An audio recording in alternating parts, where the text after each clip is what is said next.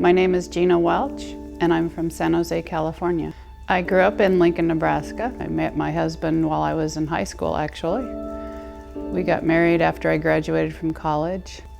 We had a son, Stephen, and about 2 years later, we had a daughter, Rebecca. In 2004, I went in for a fairly typical routine type surgery. Unfortunately, it didn't turn out to be so routine.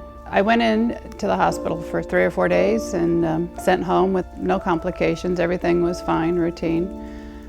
After getting home, though, I was never comfortable and something was wrong. I kept going back to the doctor and they couldn't figure out really what anything was wrong.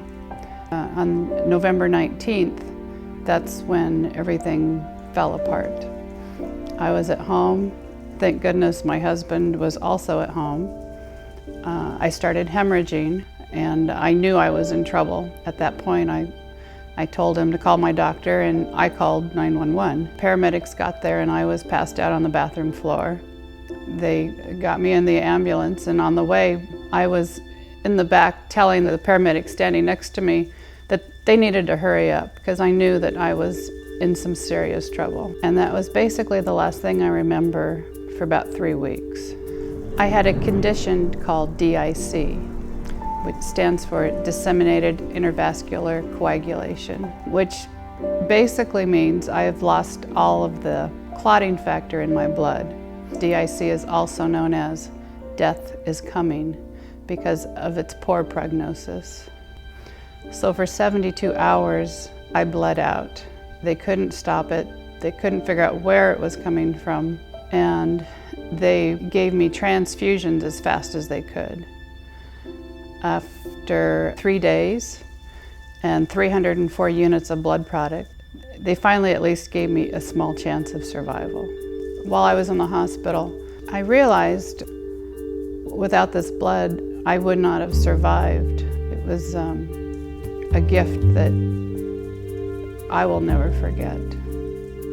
Well, after all of this had happened, it really left an impact on my family. I had been a donor most of my life, and after this episode, my husband became a regular donor, and now my son is a regular donor.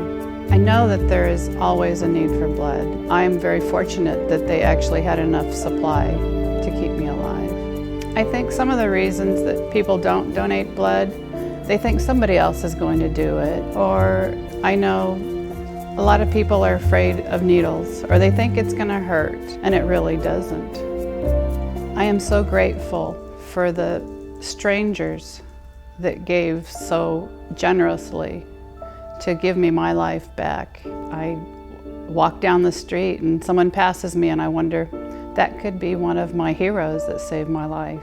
If there was a way that I could, I would meet each one of them with tears and give them a big hug and tell them how much they have changed my life. I want to instill that in my own children, that selflessness, that something so small can mean so much to someone else. I'm Gina Welsh, and I'm alive today because of blood donors.